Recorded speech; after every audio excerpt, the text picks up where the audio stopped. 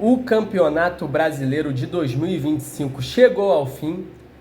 O Fluminense fecha aí a sua participação com a quinta colocação.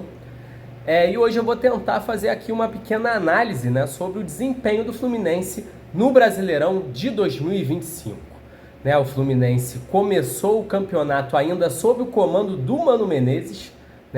O Mano Menezes foi o treinador do Fluminense somente ali na primeira rodada. A gente perde do Fortaleza por 2-0 e o Mano é demitido. Depois o Fluminense fica aí mais 21 rodadas sob o comando do Renato Gaúcho. O Renato Gaúcho se demite após a eliminação na Sul-Americana contra o Lanús.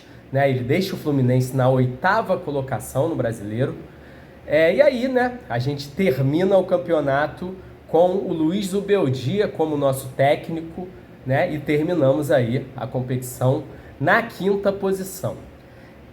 Eu acho que para a gente fazer uma análise que seja produtiva, fazer um bom diagnóstico, a gente tem que sempre levar em conta o contexto, cara, Seja um contexto ali no aspecto financeiro, qual que é a posição do Fluminense hoje financeiramente no cenário do futebol brasileiro, ou seja também contexto sobre um aspecto histórico, história recente, nos últimos anos, qual tem sido o desempenho do Fluminense, porque eu acho que assim dá pra gente ter uma expectativa que seja realista, e a partir daí a gente conseguir ter um diagnóstico que seja o mais correto possível, porque assim, eu vejo muita gente que tem uma visão que é aquilo, Fluminense é muito grande, tem que sempre ser campeão, Se não for campeão, não serve. E assim, essa não é minha onda, Não é assim que eu vejo as coisas. Eu acho que a gente tem que partir sempre de um contexto e tentar enxergar ali as coisas a partir de uma visão realista, Nem sempre o Fluminense vai estar em condições, seja por conta da questão financeira ou do trabalho que tem sido construído ao longo dos últimos anos, de brigar pelo título, cara, E aí a nossa expectativa vai ter que se adequar ao que é realista hoje para a gente saber o que foi bom e o que foi ruim, Então, para eu analisar, para eu chegar a um diagnóstico, para eu falar, esse ano foi positivo, esse ano não foi positivo, eu tenho que ter uma expectativa que leve em conta todo esse contexto que eu falei. E assim, se a gente for falar então de história recente, nos últimos anos, o Fluminense no ano passado termina o Brasileirão na 13ª colocação, A gente briga contra o rebaixamento o campeonato inteiro. Em 2023, o ano da conquista da Libertadores, o Fluminense termina em 7º lugar no Campeonato Brasileiro. Em 2022, aquele grande ano do Diniz, no Brasileirão, o Fluminense termina na 3ª posição. E em 2021, o Fluminense é também 7º colocado, naquele ano que começa com o Roger Machado e termina com o Marcão. Esses são os últimos 5 anos, contando, com o ano de 2025. Entrando agora no aspecto financeiro, cara, a gente pode falar aí de folha salarial, gastos com contratações, valor de mercado, Folha salarial é sempre muito difícil achar dados, Eu tenho conseguido achar um relatório, que é chamado Relatório Convocados, que lista ali os gastos de cada clube com folha salarial de uma maneira geral, não só o elenco. Eu acho que esse é um relatório que é bem confiável, só que é aquilo. Ele não tem ainda os dados desse ano, Ele só tem os dados do ano passado. O ano passado o Fluminense foi a 5ª maior folha salarial do futebol brasileiro. E aí é aquilo, mas não tem esse ano. Mas cara, eu acho que não dá pra... É meio difícil achar que o Fluminense saiu muito desse lugar que estava no ano passado, né? Acho que não teve nenhuma grande variação, né? Nenhuma diminuição imensa na nossa folha ou um aumento catastrófico aí na nossa folha que justifique uma grande mudança nesse lugar aí. Então eu acho que o Fluminense deve estar hoje entre ali a 4ª posição e a 7ª, 8ª posição ali num ranking de folhas salariais. A gente está ali basicamente nesse patamar ali de 5º, 6º, por aí, né? Quando a gente fala em gastos com contratações. Segundo o Transfer Market, né, nessa temporada o Fluminense foi o 6º clube no Brasil que mais gastou com contratações. E quando a gente fala de valor de mercado, segundo o Transfer Market, o Fluminense tem o 9º maior valor de mercado aí no futebol brasileiro.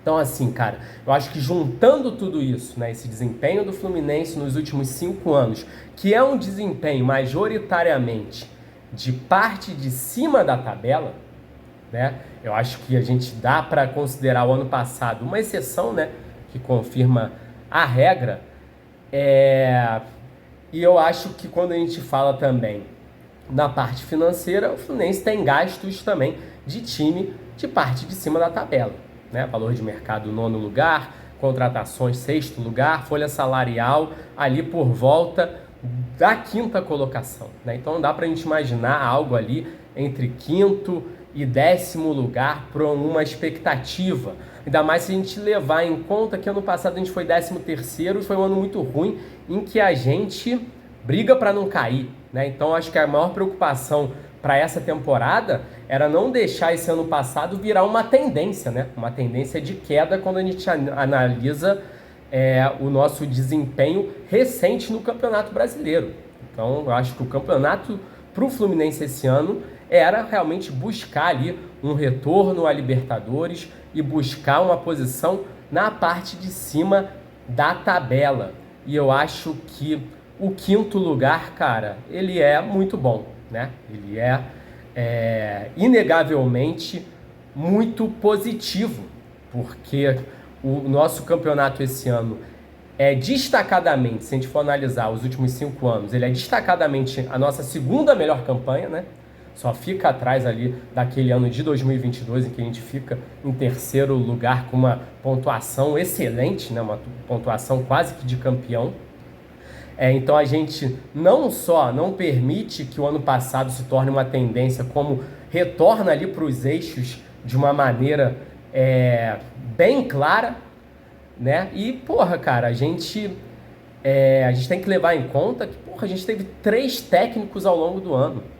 Isso normalmente não é uma coisa boa, né? Não quer dizer que o ano de um clube é bom quando a gente tem 3 treinadores. E o Fluminense, mesmo com 3 treinadores, mesmo saindo de uma temporada muito ruim, consegue se recolocar ali no pelotão de frente do futebol brasileiro. Termina o campeonato na 5ª colocação, se classifica para uma fase de grupos, né? E eu acho que isso, cara, quando a gente fala de trabalho de treinador, isso se deve inegavelmente, na maior parte, ao trabalho do Luiz Beldia, né? O Luiz Beldia é quem salva o Brasileirão do Fluminense. Ah, mas o Brasileirão do Renato era ruim? Era uma merda? Não acho, né? Estava em 8º lugar. Acho que o trabalho do Renato não era um trabalho para a gente pensar ali em demissão. Mas eu acho que se a gente termina o Brasileirão mais ou menos nessa faixa, era uma coisa ali mais tipo regular para bom, né? A gente conseguiu terminar numa parte de cima da tabela, mas é mais ou menos o que se espera desse time, né? Pelo que gastou e pelo desempenho nos últimos anos. Não é nada além disso, né, cara? Era uma colocação que nem garantiria a gente na Libertadores, né? Eu acho que o 5º lugar que a gente consegue por conta do trabalho do Zubeldia, né, é obviamente muito mais positivo. E eu acho que é muito claro, né, que é o trabalho do Zubeldia que coloca a gente nessa posição. É um trabalho que se destaca muito na comparação com os resultados que vinham sendo conseguidos pelo Renato, né? Porque o Renato, ele fecha a sua participação com um aproveitamento ali na casa de 49%, né? Em 21 rodadas. O Zubeldia aumenta esse aproveitamento para coisa de 68%, né? Um aproveitamento ali de time que briga pelo título, né? A gente tem uma reta final espetacular, né? O melhor time do segundo turno do campeonato. É claro que, porra, cara, o Renato teve seus méritos, né? Ele teve que lidar com o Fluminense jogando 3 competições, né? Ele consegue administrar ali, né? De uma forma ali justa ali o elenco, né? Porque eu acho também que a gente terminar o ano no nível físico que a gente termina agora, cara, também pode ter uma ajuda ali da forma como o Renato administrou o nosso elenco, né? Realmente ele usou muito o elenco, poupou muito o time e a gente chega no final da temporada voando. Lógico que não é só isso, né? Tem muito do mérito, do trabalho do Luiz Ubeldia e do trabalho de toda a comissão do Fluminense, do pessoal da preparação física, né, cara? E eu acho que o principal aspecto dessa evolução do Fluminense do Zubeldia na comparação com o time do Renato é a questão defensiva, né, mano? A diferença é muito grande. O Fluminense com o Renato, em 21 rodadas, tomou coisa de 27 gols, né? Se não me engano foi isso, tomou 27 gols, é uma média ali de 1,29 gols por partida. O time do Zubeldia, em 16 rodadas, tomou 10 gols, cara. Uma média de 0,63. O time do Zubeldia basicamente toma metade dos gols que o time do Renato tomava, né? É uma evolução defensiva realmente notável, que é ali o que leva o Fluminense a essa campanha tão positiva no segundo turno, né? Eu aqui, cara, eu não vou entrar muito em análises individuais, né? Porque eu vou fazer um vídeo só para falar, né, dos jogadores e do desempenho dos jogadores na temporada, né, de 2025. E aí eu vou entrar mais nesses aspectos individuais, nos números de cada jogador e do que eu achei, né, do que eu vi de cada jogador do Fluminense nessa temporada, quem se destacou positivamente, quem eu achei que foi mal e tudo isso, né? Hoje aqui eu vou ficar mais nessa parte coletiva, nessa parte de análise de trabalho de treinador.